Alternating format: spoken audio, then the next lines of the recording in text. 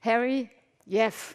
This is the final highlight of this summer, of this summit, and I really thought about it. I said I want to have a real highlight at the end.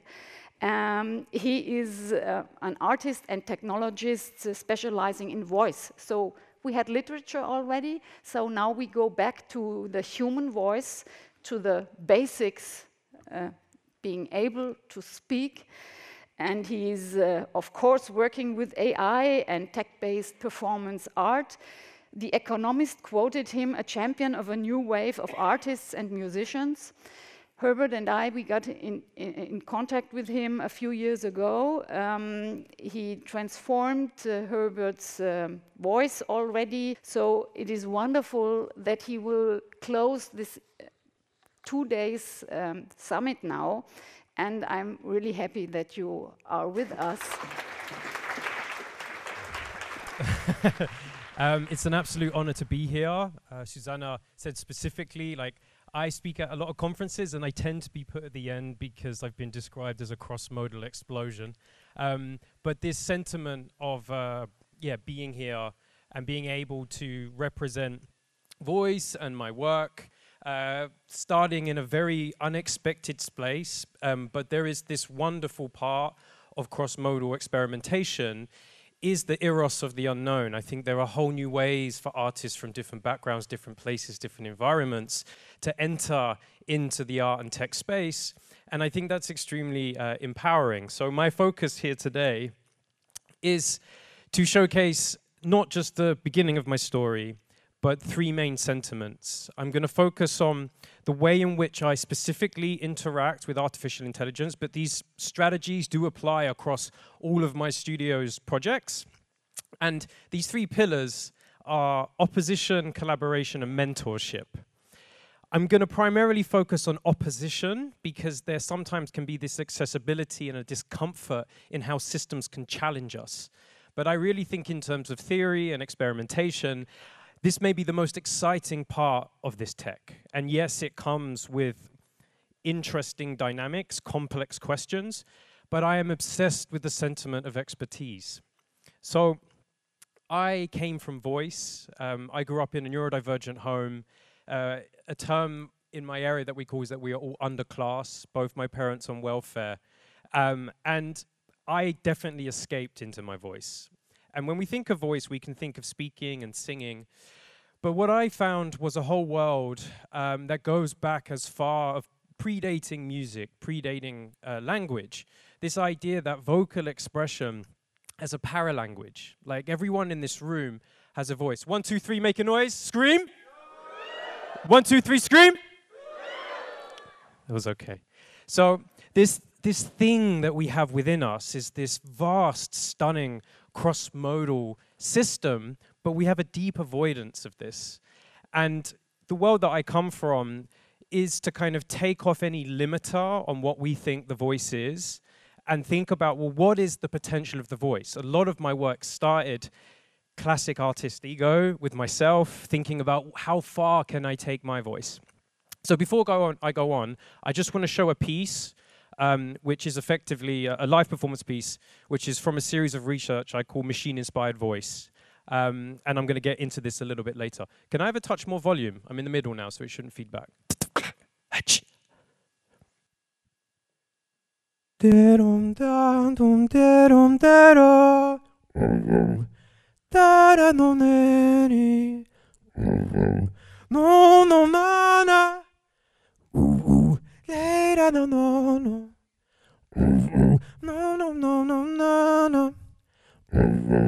Oh na na na na, hey na no no,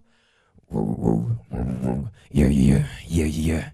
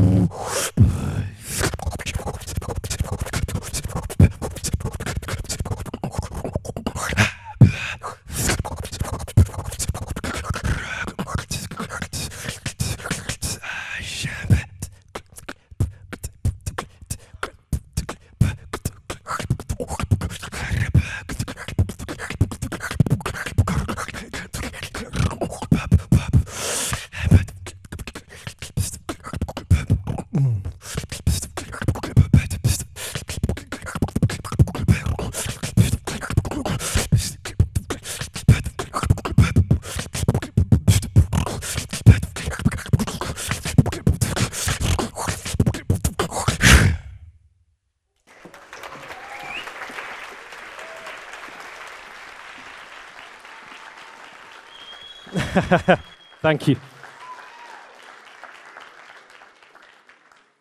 So I see the voice as a puzzle. It's this idea that even though there is limitation, all of us share a voice, there's a lot of very interesting phenomena in the sense of, I mentioned the fact that a lot of our relationships, a lot of our connections can come completely outside of language. Like our paralanguage, the resonance, the frequency, something that we can ignore is a huge part of our identities. Also, we are all masters of the voice. Language is the most common expertise in Earth. Like we are predefined to be experts and masters when we speak. If I had a conversation with you right now, it would be more complex than a Miles Davis solo. So there is this sentiment. One of my colleagues, Sophie Scott, talks about conversation as one of the most complex acts in nature. So there's this wonderful fractal of possibility in potentially the oldest creative tool, human tool there is, that is voice. And I find it almost absurd that a strange subculture of vocalists that are interested in mechanical aesthetics started to find new ways of exploring voice. So I ended up founding a studio. I moved away from traditional performance because I fell in love with this idea that there are other ways of experimenting in voice. And completely serendipitously, about 3 weeks later, Sophie Scott reached out from UCL, and I contributed to the very first academic studies as an artist because of my hypercontrol. It was a neurological study to understand what muscles in the face control aspects of the brain. And this opened up a whole new door that an artist can get access to new ways of exploring, in my case, a very extreme niche, to grow, to learn, this idea of pushing expertise. So I'm going to share two aspects of research, one oppositional and one collaborative in how I've cross-modally fractaled out from what you just saw from my foundations. So before voice, my very first love was chess. A lot of my theory and thinking and my approach to technology and my lack of avoidance, specifically in AI, definitely came from my relationship with chess. It's literally 20 years ago, my father bought me a physical chess engine. And many of my peers and my tournament sort of, I was going to say enemies, in county level chess were middle class, they had coaches, but it was actually this engine, this thing that never got tired of playing me, something that I could, if I had the passion and the intention and the volition, this system, it allowed me to learn. And it allowed me to learn with very little resource. It became less about, can I drive to this place, can I get this coach? And it was about the ability to work with a form of intelligence. And I won a number of tournaments in county chess, but I did move on. And there's this sentiment in chess, which is with every success, you dip yourself in brass. This idea that with a success, you can become challenged. And it's the opponents that challenge you the most. It's opposition that can be a form of collaboration. And I think that's very, very fascinating as a concept. So how did I apply this to my work moving on as a creative director? What you see here is a musical instrument. So this is the polyphonic playing ground. It has 56 triggers. It's a collaboration with Studio PSK in London. And what I wanted to do was to intelligently interrupt an expert. In this case, a musical expert, in the same way an opponent would interrupt my intention in play, that friction, that wholesome fear would push me further. They would come in, they would plug into the structure, and 56 of their sounds that they brought were now strung across the structure. So where a musician would stand a certain way, an expert would have their flow and their ideas established, they now had to reach and jump. And it was that interruption to their intelligence had a very, very interesting effect. There was one extra ingredient that was vital, was the 500 individuals that would then come and watch them perform. And what you had was a terrified musician. So you went from someone who tours globally, someone very comfortable and very successful in what they do, and they'd regressed into a state of anxiety, which again, we can say, well, this is a negative thing. But I really call it as a form of wholesome fear. This idea that to be challenged and to be consensually and on your terms uncomfortable is a really exciting creative space. Wayne McGregor also brought down some dancers, and again, this same sentiment can be applied cross-modally. So how does this apply to voice? Obviously, this was a performance art piece, but me as a completely obsessive expert in voice, in my pursuit of knowing more, I had an invitation to Harvard University, the phonetics department, where I met CJ Carr for the first time from Databoss. This was 2016. So this clip you're about to hear is from 2016, and it was the first time I ever heard my own voice as a synthetic voice. Så sånt det att nästa mening det var nog nice in I form so this is and so this is them so that this and so of course this is very common now. But in 2016, I was blown away by just this sentiment that this medium that I've spent 30,000 hours obsessed with, I'm hearing new phraseologies, I'm hearing new expressions. There's something that I almost like an intelligent flashlight, seeing from me, but further than from what I can perceive.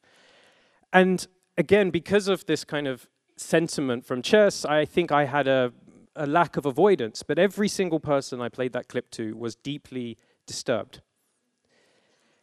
They were uncomfortable, especially if they knew me. And it was interesting, well, this is my process. Like, this came from 5 hours of me speaking. I gave it to CJ Carr. Like, it's something that I have complete ownership of. And this generative process, the kind of movement of intelligence can have a very, very knee-jerk reaction. But being the artist that I am, it made me go deeper. So Bell Labs found out about these experiments that I was doing, and they invited me to be a part of the latest EAT program. And I was invited to this wonderful room, which many people probably know in this room, as the sound that goes to die. It's the anechoic chamber at Bell Labs. Here, an idol, John Cage, experimenting with randomization. And one of the founders of the EAT initiative, I was given a challenge, which was to write a voice and machine learning work that effectively explored this kind of uncomfortable partnership. What could we make? And the result was actually an art film. And I was interested in not only my own practice, but some of the wonderful history of Bell Labs. Arthur C. Clarke listened to the very first speech synthesis at Bell Labs, which had obviously a direct inspiration to Daisy, Daisy, Daisy Bell in 2001 Space Odyssey. So these sentiments of chess, Kubrick, like Duchamp, thinking about discomfort, this work, Second Self, and this project, which we made in 2018, which for me really was life-changing. It was an opportunity to think about how I can both create from my obsession of creating data from voice, but a slew of projects that allowed me to continue to push myself and eventually transcend into other projects, which I'll share. So here is a clip from Second Self.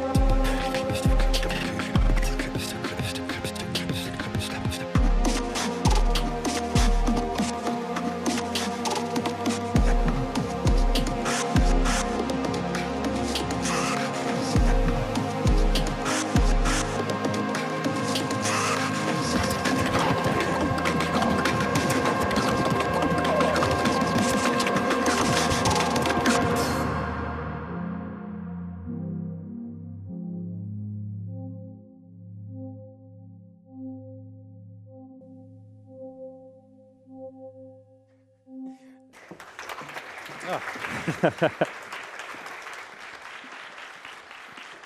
So at the time of making that piece, it took around 2 days to generate a reply using sample RNN. Now things have sped up, and this really continued the sentiment of the second self and machine-inspired voice. What you're about to see here is actually a real-time interaction. So I have a large generated set of synthetic voice, which are phrases and patterns performed by my AI second self. And we actually used a max patch, which will take an input from my voice, compare it to the audio source, and then select phraseologies from the data found, the data generated, and effectively reply at its best attempt. So this is part of a 400-piece collection I call Machine-Inspired Voice, which is unreleased, but you will hear the interaction.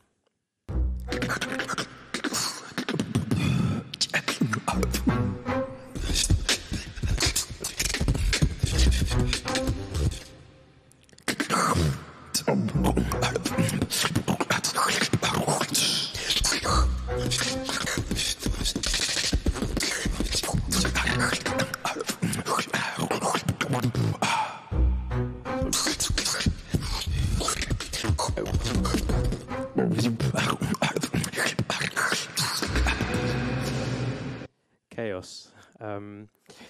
So I just want to quickly show what this real-time sort of training system is like, because obviously creating works like this was fascinating, but over the pandemic, I spent about 100 hours having these back and forths, and it completely changed how I think about music and how I think about my voice.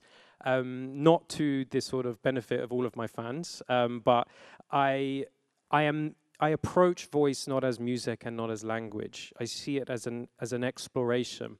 And yes, there is an aesthetic quality, but it's very subjective to me. And something that is hard to explain is when I perform, it is also a haptic experience.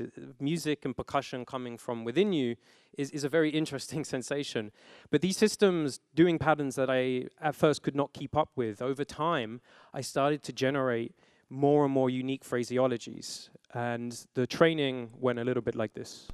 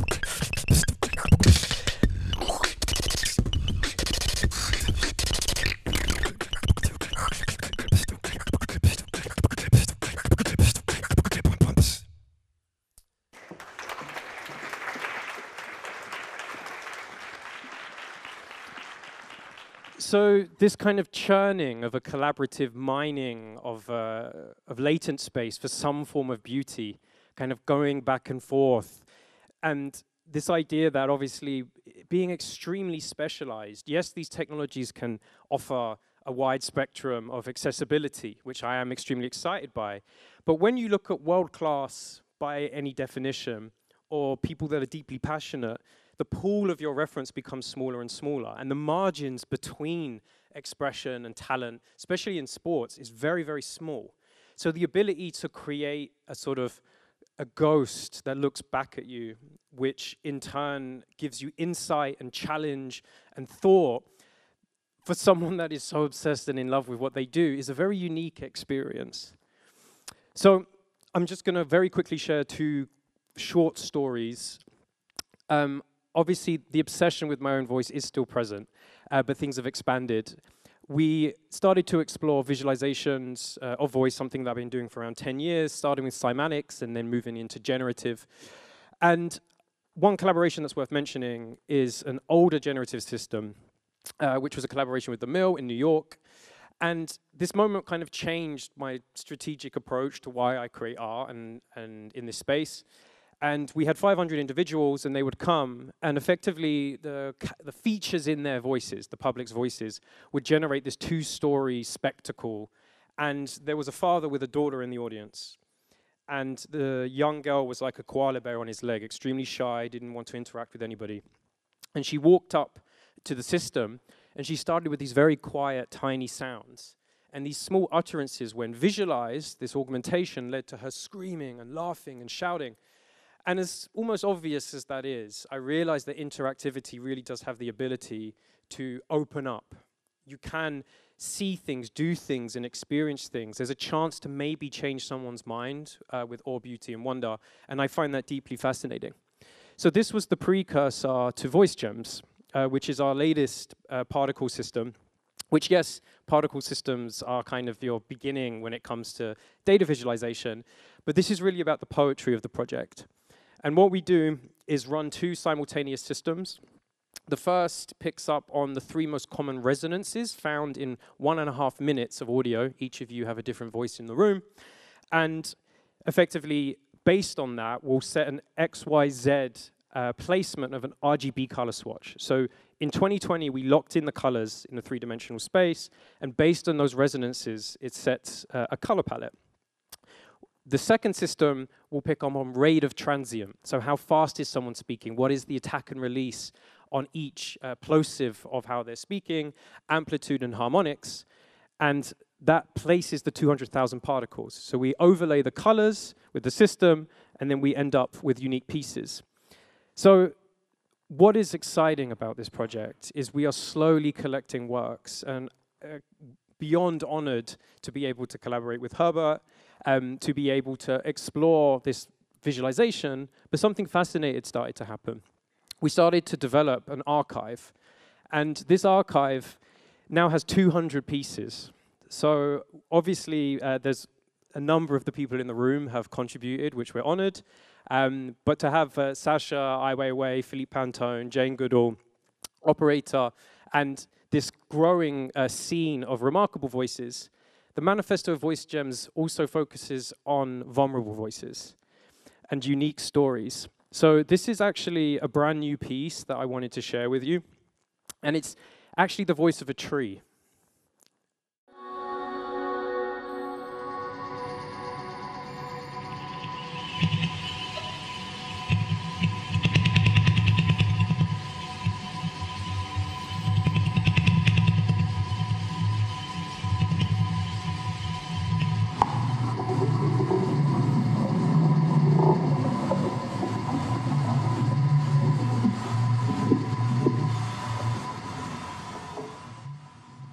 So that piece was actually recorded by Philip Clement using hydrophones, and he traveled to what's called the survivor trees in Hiroshima.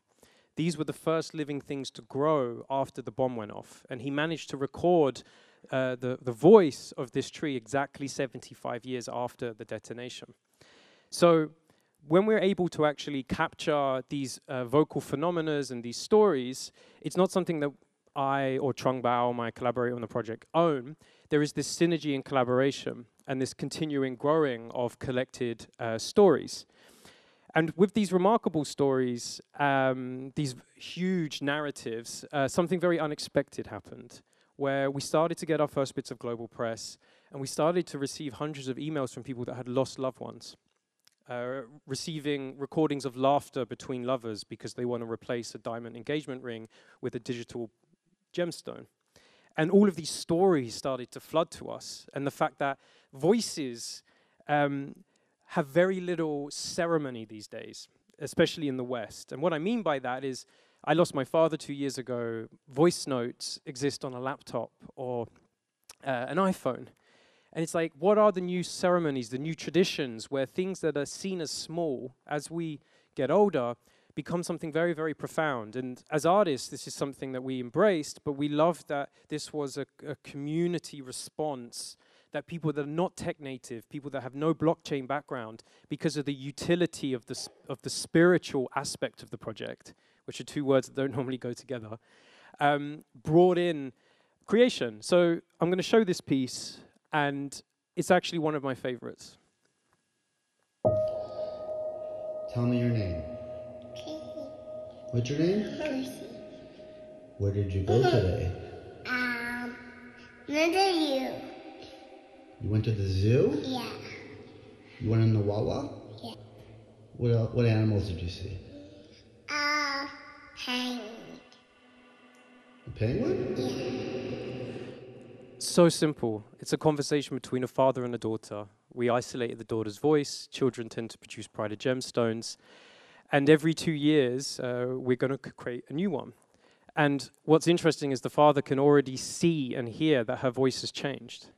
And the things that we see as very small, as things goes on, we can see as fundamental. And I do think the digital experience, the scalability of it, and the ability to just create and generate, I hope, even with the most emerging cutting tech, comes back to absolute fundamental spiritual sentiments of being human.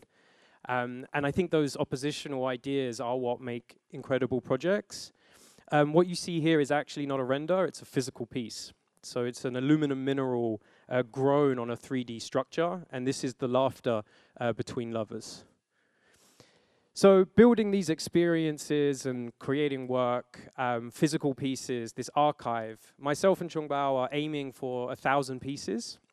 I see this as an absolute forever project. We exist across many different worlds and many places.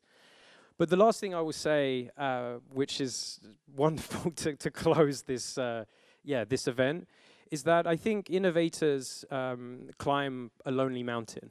Like, vision is a lonely thing. And I think the kinship that I tend to find is when I meet someone with their own lonely mountain. And it's only being able to speak up and share, and as deeply as possible, share our relationships with technology, that new narratives are being written. We are leaving science fiction behind. And we're seeing that there is intimacy and spirituality when it comes to working with technology. And I'm absolutely honored to end this session. Thank you very much.